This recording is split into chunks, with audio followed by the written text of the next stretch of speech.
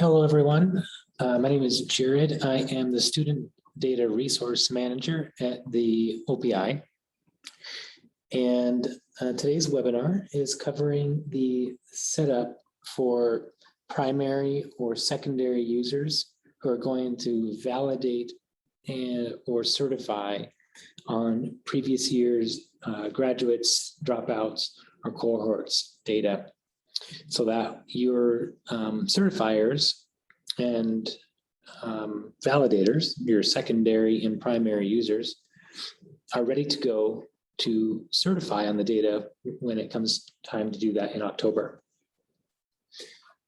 So before we jump into the user guides, I just want to point out on the AIM OPI website, on this link here, previously we had our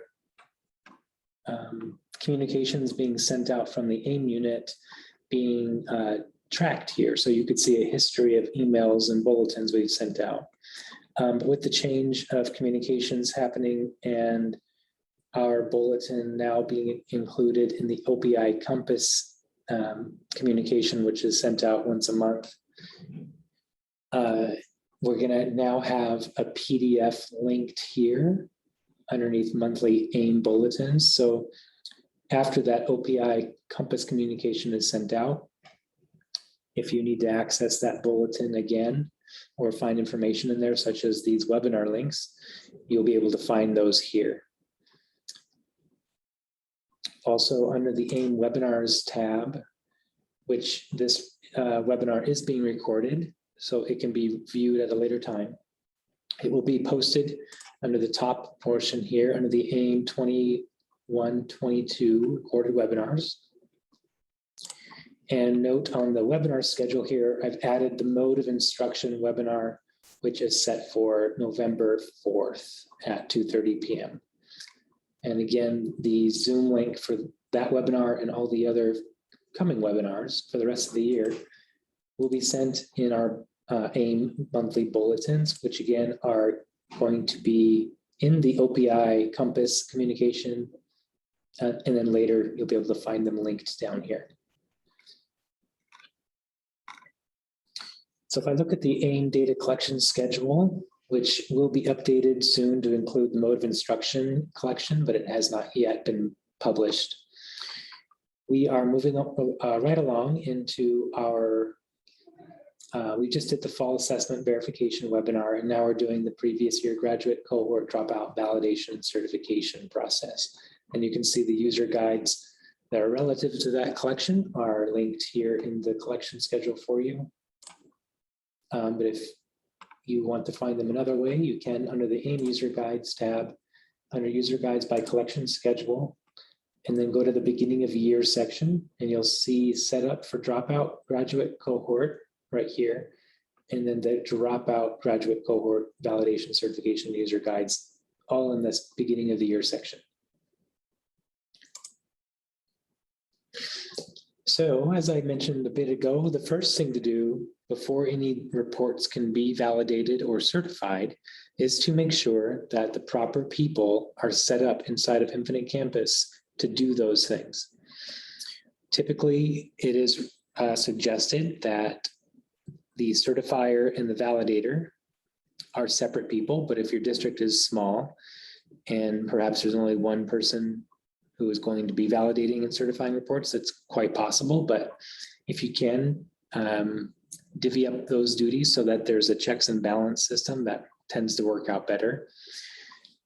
So as far as terms and vocabulary goes, validators are also known as your secondary users, and certifiers are your primary users. The primary user typically tends to be someone who is either a superintendent or maybe a principal, or perhaps the AIM primary contact. Could be all three of those things. It could be one of those people. And then secondary staff person typically can be any support staff, maybe admin support, secretary support staff who helps look at reports to make sure that they're accurate before the primary user certifies on them. So inside Infinite Campus, there are data validation reports created by OPI staff for each dropout, graduate, and cohort data groups for either the secondary or primary user to check and to fix errors before certifying the data. There are also certification events for each dropout, graduate, and cohort group for the primary user to submit the finalized data to the OPI by certifying it. Certifying the data comes later. There's a note here that after completing validation and the certification user setup, which is this user guide, validation can begin at any time. So the reports can be looked at any time of the year to ensure accuracy, and it's encouraged that that is done. However, the certification process is not available until the 1st of October of every year for this data. So we have a table of contents and then a data checklist. This table of contents essentially is helping you to identify who is going to be the primary user and the secondary user in your school or district. And then once you identify who those people are, you're going to set up their user accounts accordingly in Infinite Campus. So our data checklist here, make sure that your end dates and end statuses for any withdrawn students are accurate and reflect correct end status codes. As same thing goes for any re-entry of students, make sure they have the correct start status codes. Let's see, verify status of Montana Youth Challenge, Job Corps, Montana Digital Academy students, and end date enrollments as necessary. Identify which district the staff will be responsible for validating or certifying dropout graduate cohort data. And then set up and or confirm secondary and primary user accounts for staff who will be validating and certifying this data. As I mentioned, step one is identifying who is going to be who, primary and secondary users. Each district is responsible for setting up a secondary and primary user for validating and certifying the previous school year's dropout graduate cohort data. The OPI does not delegate or decide who that is for you. We can just make recommendations based on what other districts do, but it's up to you ultimately to decide who is going to be doing that. Primary membership, the primary user, is to be given to that user who will be certifying the final data for all schools in the district. This user can also view the validation, also known as data check reports, in the final student list before certifying the data to the OPI. So what this means is validators, secondary users, they can look at the data, check it for errors, and then correct any errors. And then the primary user, the certifier, can look at those exact same reports to double check if they wish before certifying. Secondary membership should be applied to the district or school staff who will be reviewing the data. It could be the same as the primary person if needed, but should be assigned to multiple staff members if possible. You can have multiple staff members, and I'll go through this in a minute, assigned to each report. You can have multiple staff as secondaries who are going to be reviewing data on the same report, but it's recommended that you only ever have one primary, because if you have more than one primary, each primary will have to certify on the data before it's accepted by the OPI. So the secondary members will not have the ability to certify. They will be reviewing the data. They will also be responsible for communicating to the primary user that the data from their school is accurate and ready to be certified. So that's a communication chain that happens between whoever the secondary person is, between the primary and the secondary. Not sure who should be set up as a primary or secondary user. This chart here can help you determine that. If you are a high school only, you don't need to worry about the 7th and 8th grade reports. And conversely, if you are just in middle school, then you just need to worry about those middle school reports. So you can see here that there's 7th and 8th grade dropout reports to certify. And then there's one that says data checks. data, whenever it says data checks, that's going to be for the secondary person, the validator, because it's just checking the data. The ones that say certify underneath of them are going to be for the primary user. That's going to be the final report that the primary user certifies on.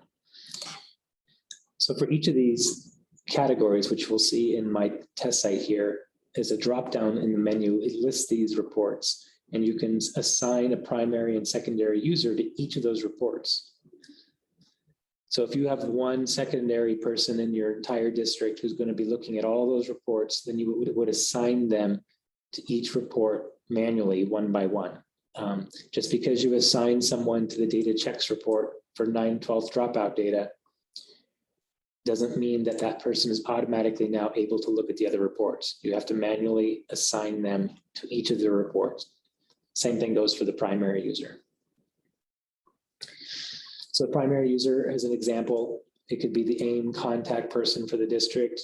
Maybe it's a district superintendent, a principal, and again, just one of these per district, one primary per district.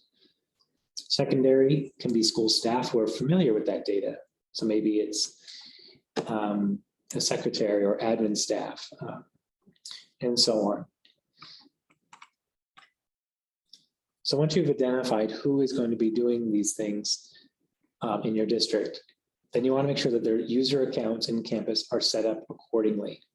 Now, this first section, part A, should be done once you have created the user account for that staff member. So when that staff member enters as perhaps a new staff member in your district or school, the process for creating their user account, according to my user guides and the webinars we've held, already includes this. But if it was somehow skipped over, then you would need to go back and do this. And what you would need to do is search for all people from the text, from the search tab, and then enter that last name or the first name of the person that you're going to enter a district employment record for and a district assignment record for. If you're not sure if this has been done, just bring up the person, search for them, navigate to those two tabs, the district employment and district assignment tabs, and then create records for them. What you essentially want to do is create and enter a start date so that the record is active as of a certain date. It can be the start date of the employee's first day of employment, or it can just be a more current date. Just don't put one out in the future too far, because then you won't be able to do anything with these reports if it's too far out in the future. So that would be done if you have multiple secondary users. You want to make sure that you do this process for each of those secondary users. I'll show you in campus here what that looks like. So I'm going to search for someone. Just going to go to all people in my test site here.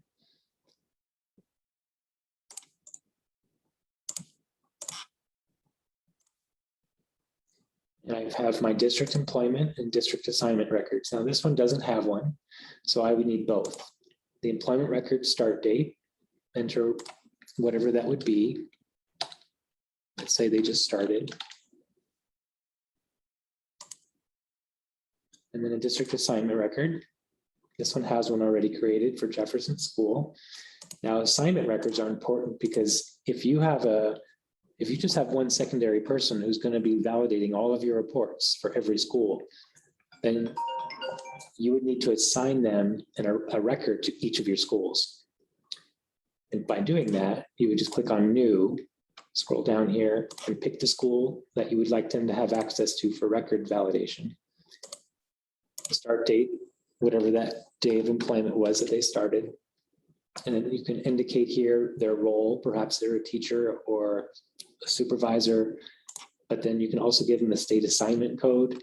There's secretaries in here, superintendents, principal codes. Add that for them, click save. And you'll see now they have another record. So you want to repeat that process if you want them to have access to the reports for each of these schools. This is nice because it allows you to control whether staff members are validating on just reports for Adams Elementary, for example, or Jackson, or if you want them to do all of them. So that's important to create a record for any of the schools you want them to have access to.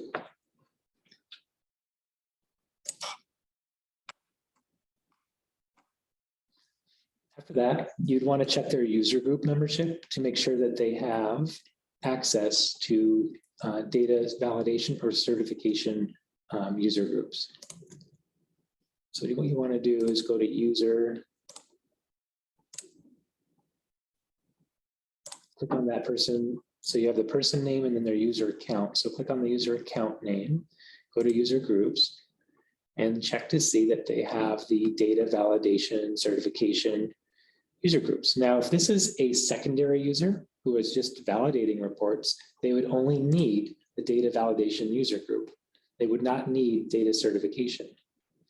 If this was a primary user who is going to certify the data, give them the data certification group. If this is a primary person who is both validating and checking reports and certifying, you can give them both and then click save.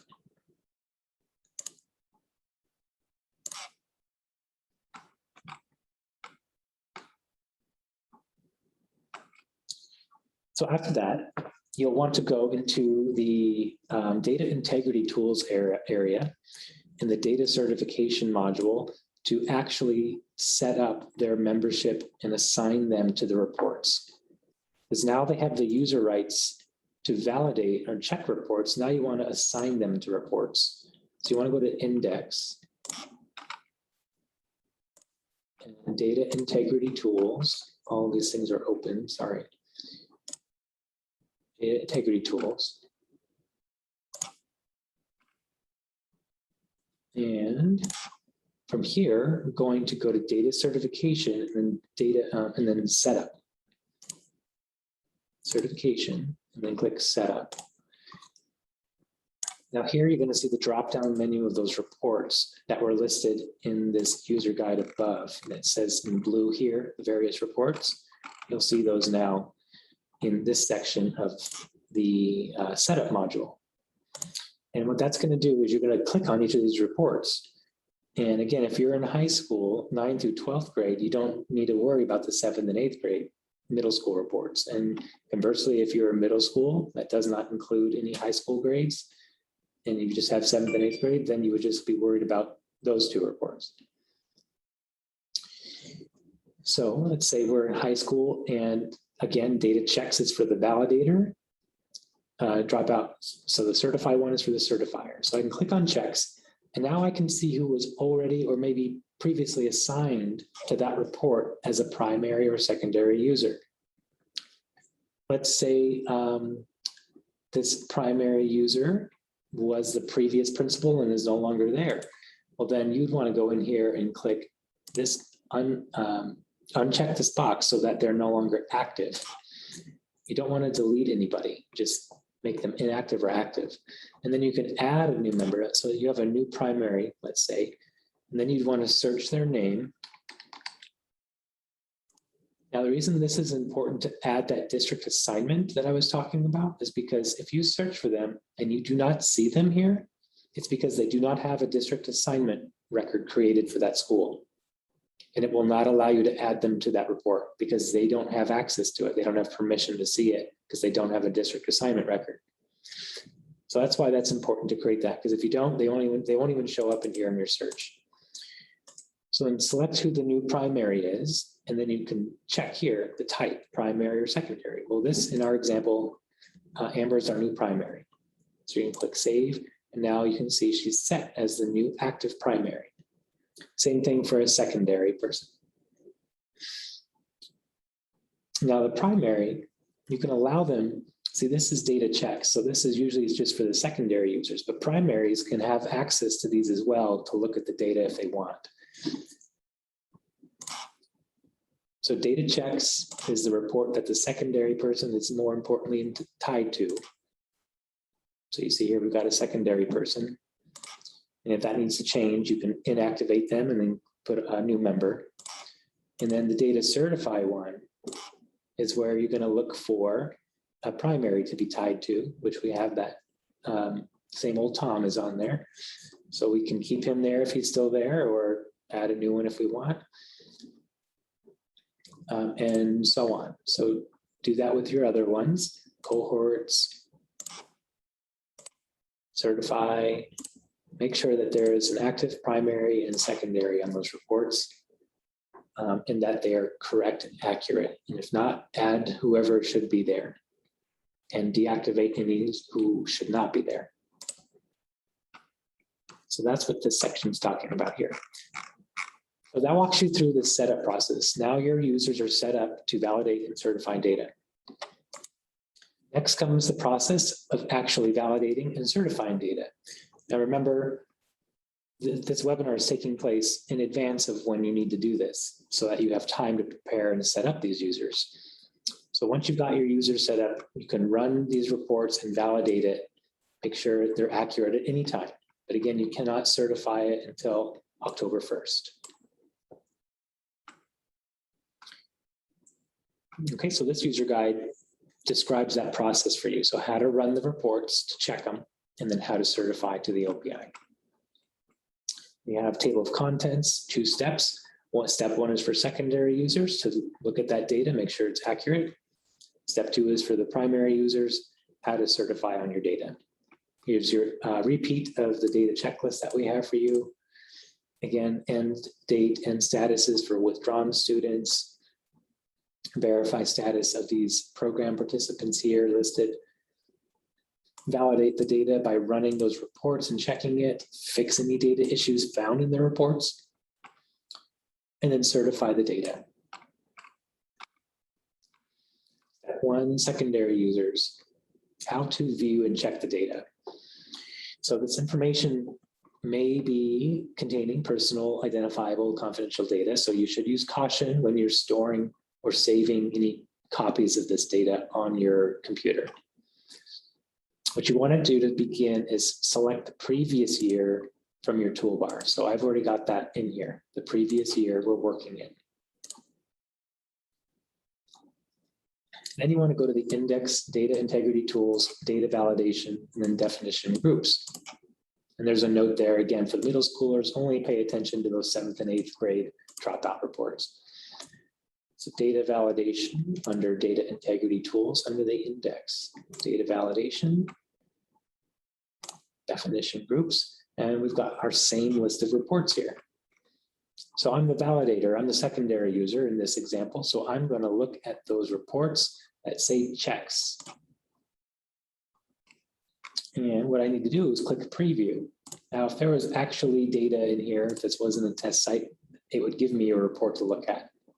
But all you got to do is you can click preview. And here in my user guide, it shows you that. You zoom in. So you click on the report and you click on that preview hyperlink there. So here's a little information about reports that you're going to be looking at and what they contain. So those middle school reports, 7th and 8th grade dropout data checks, this report has one possible list of students whose data may need to be fixed. But perhaps the student was marked as a dropout, but has since returned. So that may require you to change some things in their enrollments. 7th and 8th grade dropout list to certify. So then once that's changed, again, after October 1st, this list contains the students who are dropouts by school, grade, last name, first name. And then after this list is cleaned up by the data checks process by the secondary, then it will be certified. So then that would be the report the certifier would click on to certify the data. Again, same process for the high schoolers. 9th through 12th data checks. The validator is going to look at that report for any possible students that may need to be adjusted. Maybe they were dropped out but have since returned. And then there's the list that corresponds once the data is cleaned up, then that list is ready to certify.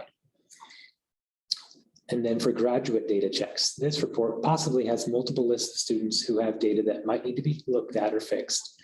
So graduates that are not grade level 12, graduates excluded as foreign exchange, and then graduates missing diploma information. Then once that data is fixed, then it could be certified after October 1st.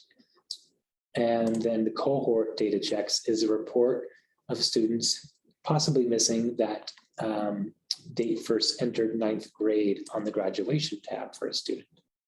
So any of those students that are missing that information will need to have that populated on the graduation tab.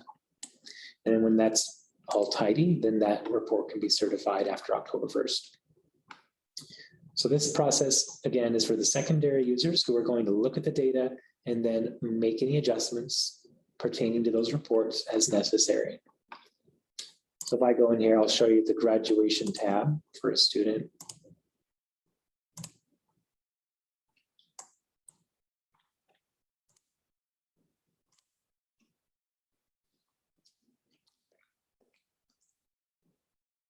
Here we are, graduation tab, and it's these three fields here. Excuse me, not those three fields. It would be the date first entered 9th grade. That would need to be populated.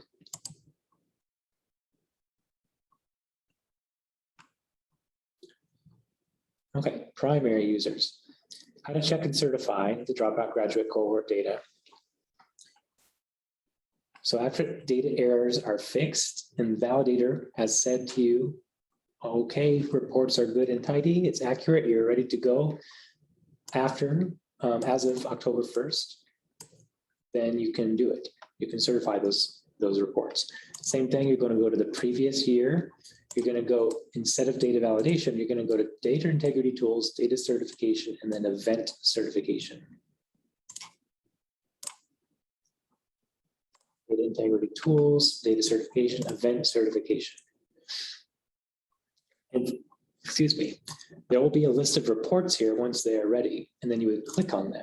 So in my example here, you see that these reports are available and ready to be certified on. And you can see here there's a certification status that pops up that tells you when the report was when it was certified. You can also see that this one, for example, was certified to the OPI and was rejected and sent back for whatever reason. Maybe it contained errors, and it was recertified again, which is the case. If a report is certified and is sent back, you will need to recertify it, fix any errors, and then recertify it. And then here's a little memo about which of the reports are certifiable. And it says here, middle schools only, high schools only, and it tells you what that list will contain again. So you click on the report. Since there's none in my test site, we'll just stay here.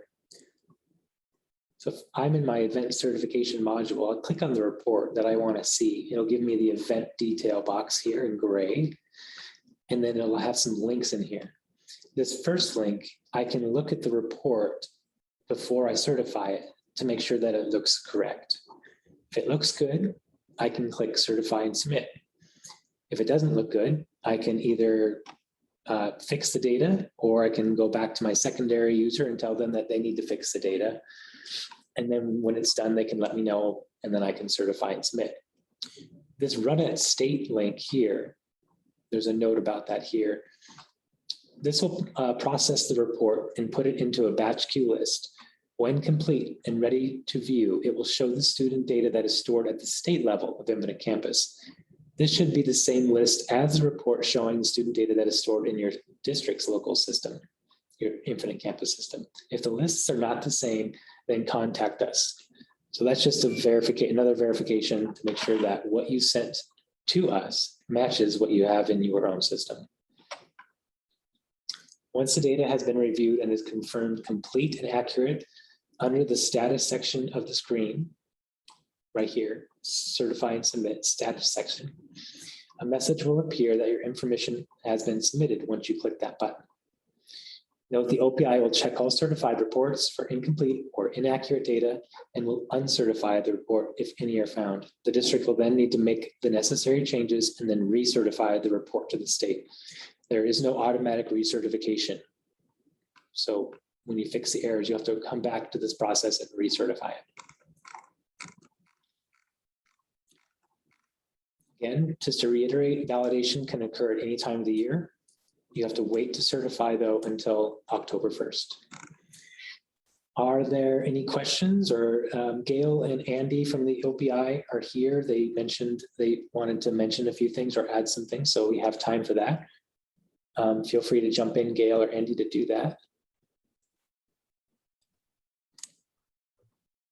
Hello, I'm Gail Harms. I'm the AIM Student Information System Manager here at the OPI. And Jared, can I share my screen? Oh, yeah, let me see here. Make you a co-host. And then let me unshare my screen here. Okay, you should be good to go. Okay, great. Thank you. You're welcome. Okay, so underneath the data validation and then definition groups, you can see this is the state edition, so I'm not going to show you any data. I'm just going to show you the reports and what they look like. So this is the cohort data checks report group. So this is a group of reports that tells you about student statuses as to the cohort. And you can see here that there's a couple of different scroll bars here that you have to deal with. So just be aware of that. And this is the actual list of the reports that are inside this grouped report.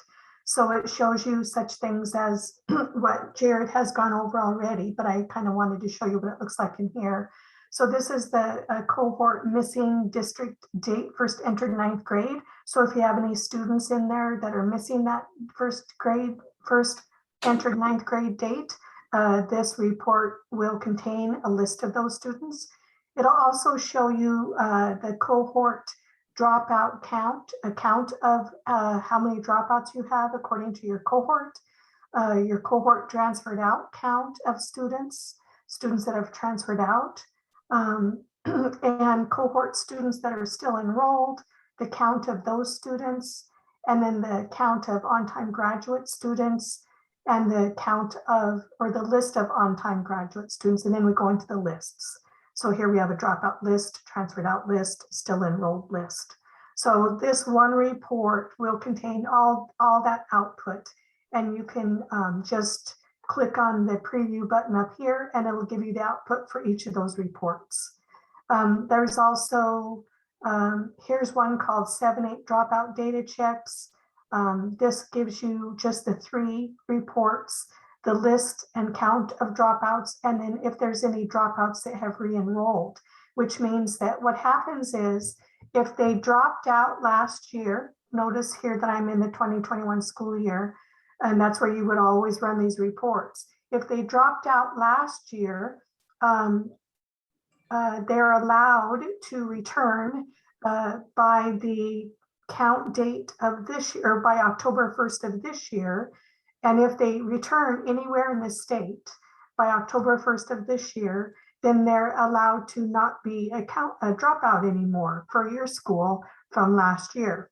So what we would instruct you to do then is you would actually fix that record. And Andy Bain is the one who usually gives you a call and reminds you about that, because then you would go in and you would change your last year's enrollment record to not be a dropout anymore.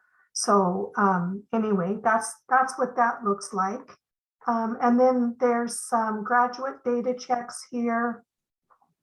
This has that you might want to check out any student that's not a 12th grader that's graduating that's set. And a graduate means that they have a 400 exit reason on their enrollment. So that's their end status is a 400, which means graduated.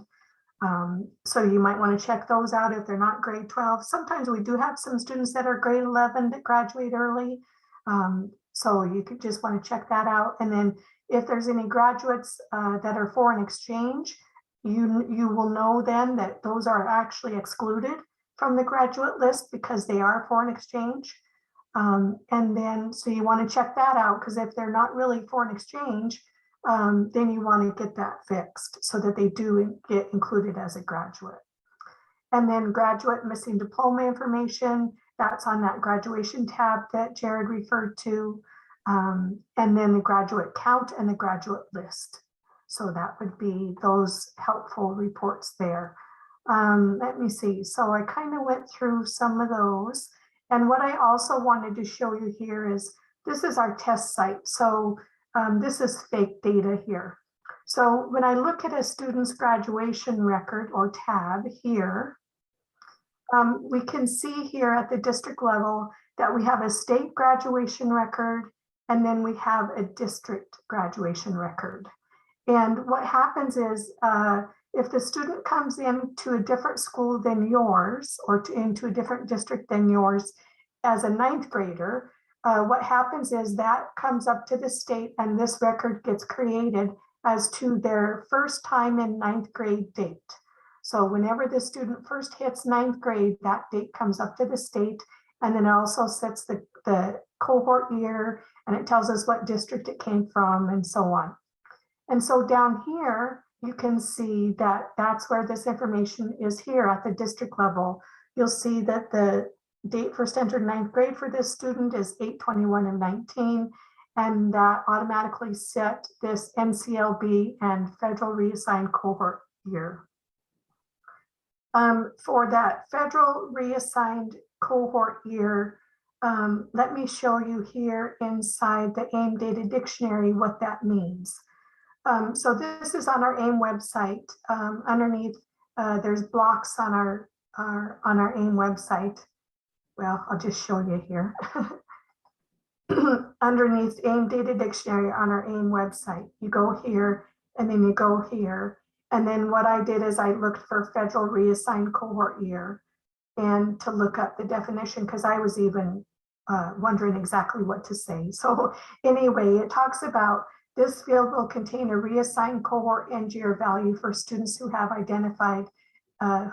identified disability under the special education, and they have all these different qualifications. So anyway, just wanted to show you how to find that definition if you were looking for that. Also here, we can see how for this student, since they are a ninth grader, actually a 10th grader, that they don't have a diploma date or type or diploma period. But if we look at this one here, let's see, they do have one. So good, I'm glad I picked one that did. So this one shows that they have a diploma date of 6/5/21, which was last year's 2021 school year. They have a regular diploma, and they graduated in 4 years or more, allowing for an IEP. And so what this tells us here is that when you set this up, you want to be careful just to make sure that you choose the right diploma period, or I'm sorry, diploma type. Now this one here is a special one for special education students. So you want to read up on that inside that data dictionary, or also it may be in one of our user guides, I'm not quite sure. But anyway, usually it's a regular diploma. We do have reports at the state level that show us different settings here. So if a student does have this one instead of that one, and since this is the most common one, we're mostly looking for this other one that's more odd or more uncommon, I should say. And so the other one too, if you want to look for, is this diploma period information. There's 4 different types of, or 4 different diploma periods. So this is an early graduate that graduates in less than 7 semesters. There's not as many as those, that's not as common. And then an early graduate, which is in 7 semesters exactly. So that would be still an early graduate. And then the normal one that we see most often is this 4 years or with an IEP allowing for longer. And sometimes they do graduate in more than 4 years. So those are your choices there. So I just wanted to show you that there. Let's see. Oh, I wanted to show you too on our AIM website how there's inside the user guides here, and then user guides by collection schedule is where we're at. So this is the collection area beginning of year. And Jared went over the setup for dropout, grad, and cohort data validation certification.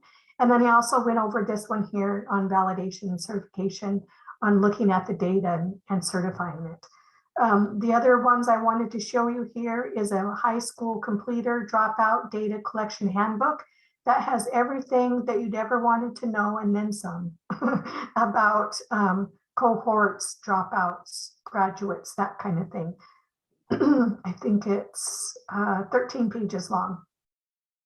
And then the other one that I wanted to show you here is the reporting cohort data user guide. And that tells you a little bit more about the specifics of that graduation screen and how you need to pay special attention to the different fields that apply to the cohort. So that's what I wanted to show you there. Is there any questions or comments or concerns about that?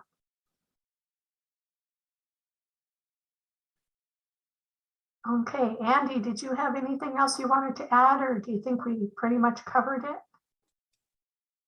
I think we covered it. Okay, great. All right, back to you, Jared. Thank you. Super.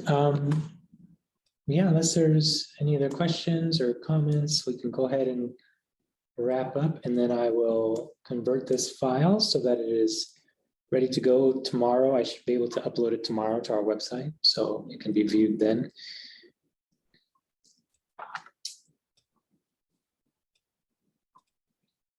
All righty. Well, thank you all so much, and we'll catch you at the next one.